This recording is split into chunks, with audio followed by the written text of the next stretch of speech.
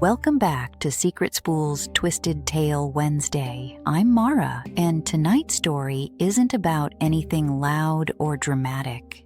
It's about the quieter kind of fear, the kind that creeps in when your memory stutters and a room you know by heart feels like it's watching you. Maybe it's stress. Maybe it's exhaustion. Or maybe it's something else. Tonight, you get to decide. Let's begin. Where I live, the first true cold front of the year is practically a holiday. After months of suffocating coastal heat, the crisp air feels almost unreal. I crack the windows just enough for the breeze to drift through the house. The sky darkened early, and the living room glowed warmly under the lamp beside the couch.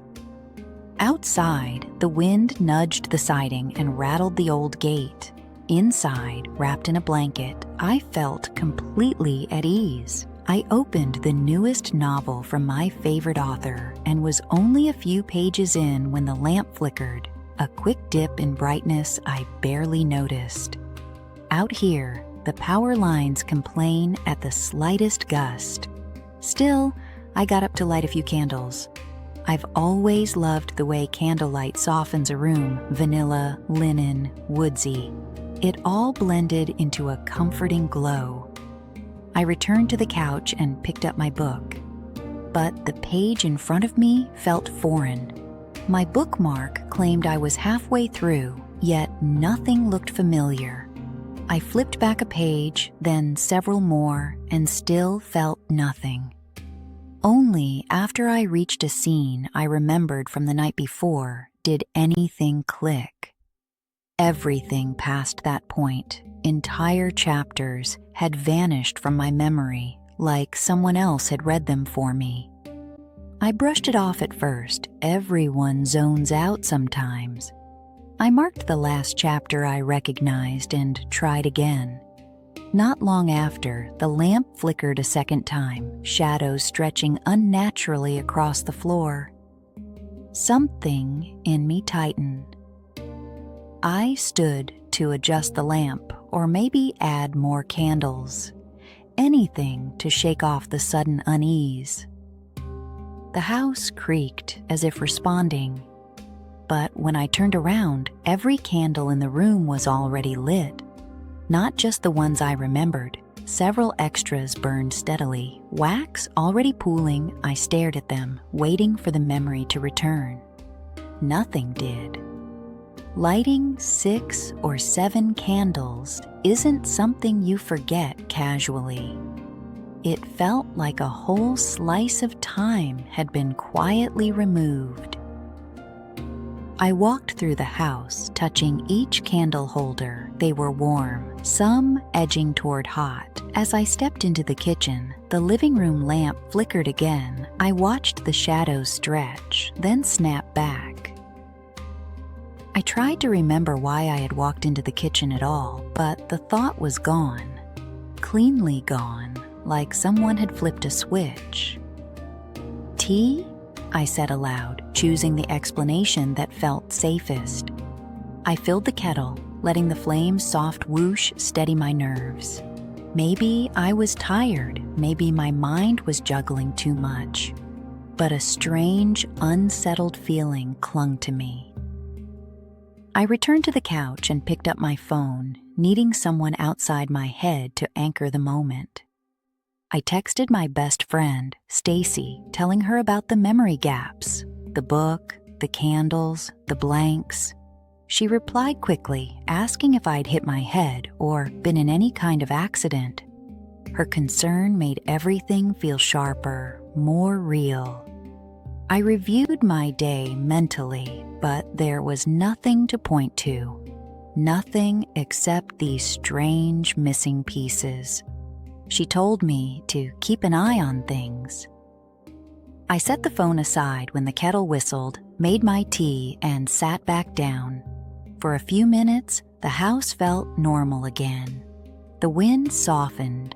The quiet hum of the fridge and the gentle tick of the clock created a calm I tried to settle into. I reached for my tea. The lamp flickered at the exact moment my phone chimed. Another message from Stacy. But when I saw her name, something inside me jolted. I knew the name, of course, but suddenly it felt distant, like recognizing a melody without remembering the words. A thin emptiness spread across my chest as I hesitated before opening the message. Her text was simple, "Just checking on you. You okay?" But as I stared at it, I realized I couldn't clearly picture her face. I tried hard, but the details slid away. I scrolled through our messages. Jokes, screenshots, photos of us together. On the screen, our friendship was obvious. In my mind, it felt like trying to grasp a dream already fading. I scrolled back to the messages from earlier, my messages describing my memory issues. The tone was unmistakably mine, but I had no recollection of typing them. It felt like reading a transcript of a conversation someone else had while pretending to be me. Around me, the candle flames flickered in the same direction, just slightly, like they were reacting to something I couldn't see. The lamp flickered again, and this time the dimness lingered. The room seemed to shift subtly. The corners pulled back, the edges softened, the air thickened. For a heartbeat, it felt like the house was holding a breath. I closed my eyes and focused on slow breathing until my pulse steadied. When I opened them, everything looked normal again, but I didn't feel normal. I stayed very still, listening. The house was quiet, but not in the comforting way it had been earlier. It was the kind of quiet that felt aware, like the walls were waiting for something. I glanced at the doorway, half expecting to catch movement in the corner of my eye. For a moment, I wondered if I had been drifting through my evening on autopilot, or if something subtle had been nudging me off course without me noticing. The feeling wasn't dramatic. It was delicate, creeping, like a thread pulling loose from the inside of a sweater. My phone was still in my hand, Stacy's name pinned at the top. I hovered over the call button. She could help me make sense of this. She could tell me if I'd been forgetting things, acting strange, repeating myself, but a cold thought slid in. What if this wasn't the first time I'd forgotten something important?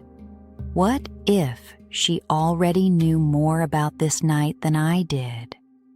What if she answered and said, "It's happening again"? The thought shook me more than I wanted to admit. The room felt almost staged, as if something was observing me, waiting for the next moment I'd lose.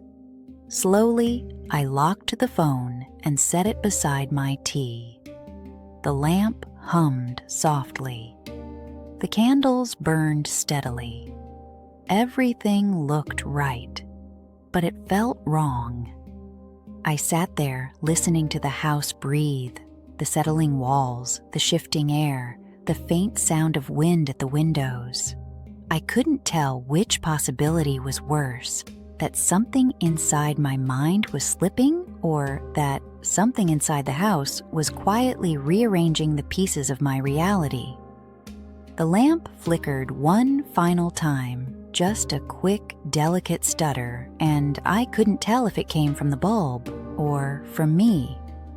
Thank you for listening. Some stories don't end with a clear answer because the fear isn't in the reveal. It's in the doubt that lingers afterward.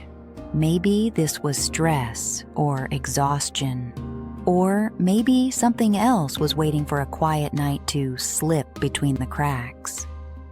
Either way, pay attention when your memories and your surroundings stop matching. I'm Mara, and this has been Twisted Tale Wednesday. Until next time, keep keep an eye on your lights.